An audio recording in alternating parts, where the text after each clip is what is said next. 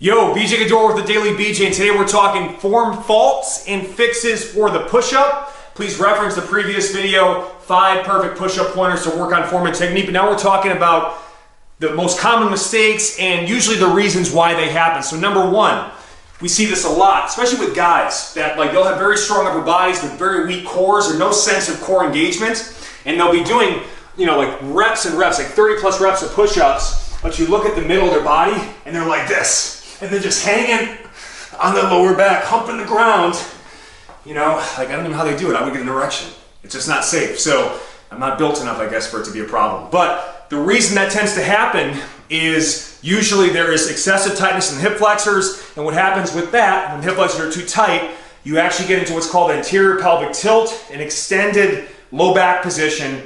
And it's very hard to create engagement of the abs and be able to squeeze the glutes properly. So obviously, the answer is that hollow body position we talked about in previous videos where you're squeezing the glutes, crunching the abs, bringing the ribs and shoulders down. But again, the hip flexors are too stiff and tense, and you can't fully get into that position because you're locked in extension. You have to address that with a kneeling hip flexor stretch. You either do it with that back foot like that, or you can dig the back toes into the ground. Initially, start with feeling the perfect position, which is the exact opposite of this, right? We're gonna bring our ribs and shoulders down, we're gonna crunch our abs, we're gonna squeeze the back butt. I also like to visualize pulling the feet together. So think about pulling that heel towards your body and digging in that back toe and just like pulling the hips forward and then breathing through the belly, not the chest. So let me just show one breathing example.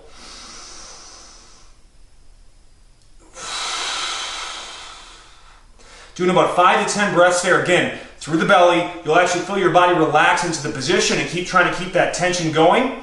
And we're breathing in through the nose, holding briefly, and then exhaling through the mouth. Try to exhale longer than inhale, by the way.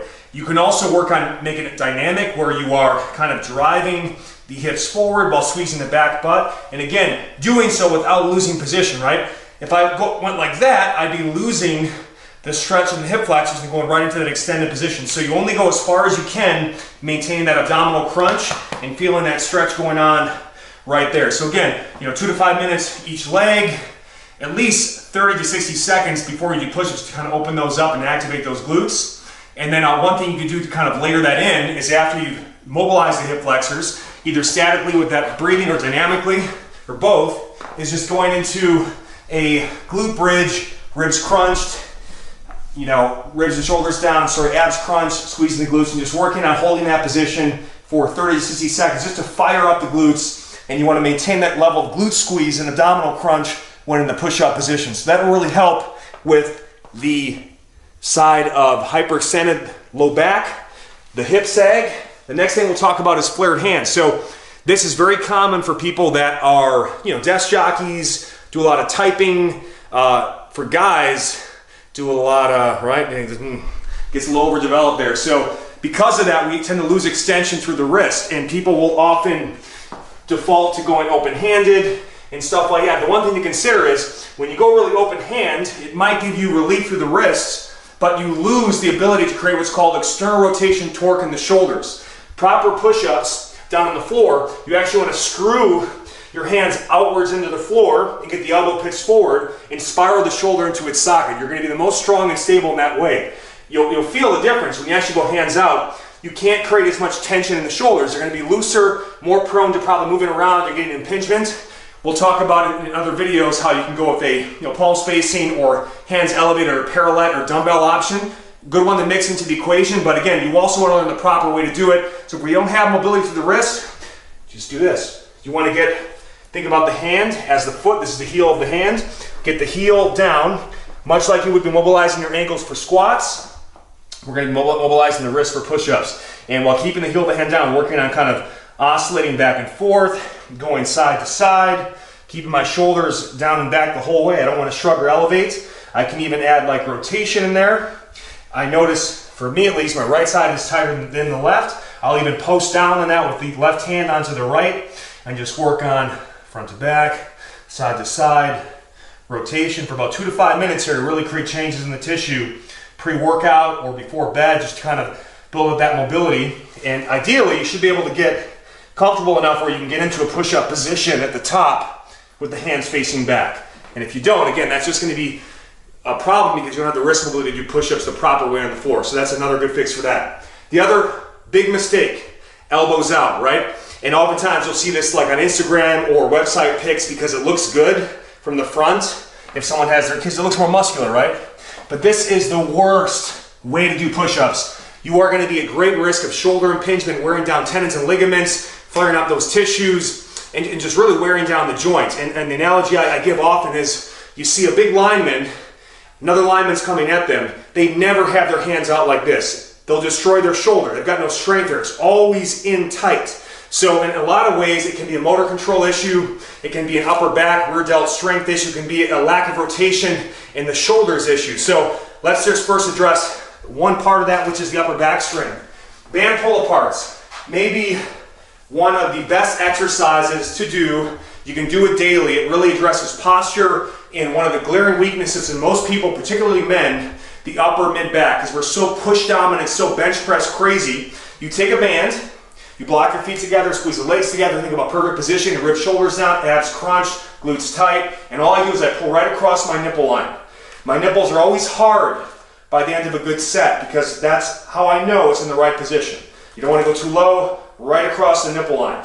Trying to crack it up between the shoulder blades, all right? The closer my hands are, the harder it is. The wider my hands are, the less resistance. I could also, if you end up with a band that's a little bit too much resistance, because these are better for, by the way, 10 to 20 reps or more, higher rep sets. Those are more postural stabilizer muscles in the rear delt, upper mid-back area. They respond very well to high reps. You can do these between sets of bench presses or push-ups. And here's another option, just pulling across. So I've got a little less resistance because only one piece of the band is involved in the exercise, right? So I would definitely add those in. 3 to 5 sets of high reps or maybe 100 reps a day is a great way to help fix that up. Another way to hack it, there's 2 options that actually get you in the perfect position and also assist you initially on giving you kind of a slingshot out of the bottom. So one is actually called the slingshot. You can use them for bench presses, also push-ups. I don't make anything from mentioning this product, it's just a really good one from Mark Bell. You can go to howmuchyoubench.net to check this out. This is the more expensive option, but also a more versatile option, especially if you're bigger. It's a lot more sturdy and stable and durable. So all I do there is, you'll notice, it's right, there's elastic resistance here. Because of where it's positioned, I'm actually going to have to force my elbows in, and as the band stretches, I get some assistance out of the bottom of that push-up. So it's a great way to do higher reps, fix your form and technique, recovery sets, warm-ups, whatever. You can see the difference. I just physically can't get my elbows out. It really forces me to get them in. The way to do that with a mini band is you take that baby up. It doesn't work as well, again, like, especially if you're bigger. It's kind of hard to get this on, but I get it right above the elbows. And same kind of concept here. It's just forcing my elbows into that arrow formation where my elbows are 30 degrees away from the trunk, and then also giving me some assistance out of the bottom position. So that's another great way. A couple other kind of more mobility options. You know, one of my favorite stretches for the chest, if the chest is tight, you're going to have trouble getting all the way down into that push-up, is a basic chest stretch. You can take a band, a towel. I like the band because of the give of the elastic resistance. And again, we're trying to keep the abs crunched, glutes tight. You start overhead like this, and I can add some side-to-side motion, opening up the chest. All right, the closer I choke up on the band, the more of a stretch I'm going to get, and just really try to open up that chest. Another great option, it's called the Morpheus pose. Because if you ever watched the movie The Matrix, Morpheus is like this the entire time. It's a great way to mobilize the anterior shoulder and also improve internal rotation, which can help you get the depth you need with that good elbow in tight position. And all you do is just focus on pushing your elbows forward, breathing through the belly, and kind of spending 2 to 5 minutes in this position, either standing, and again, I can kind of move around into it, or actually laying on your back can be great. Final option, and this I love because it's also great to stretch the biceps, muscles that get very tight as we age. You attach it to a pole, power rack, whatever, some stable support structure, and then you open away from it, and you can stretch the entire anterior shoulder, chest, and bicep in one fell swoop. Add some rotation through it, even add a upper trap stretch into it. If you're prone to shrugging your shoulders up, this will help kind of release those areas. There's so many options, by the way. I would recommend checking out mobilitywod.com, and the great Kelly Starrett for a bunch of ways to mobilize and improve shoulder rotation. You can also smash with a softball or tennis ball your pec minor against the floor wall to help improve tissue quality. But again, that's another video altogether, and he's the Michael Jordan of mobility, so be sure to check him out. Hope this helped.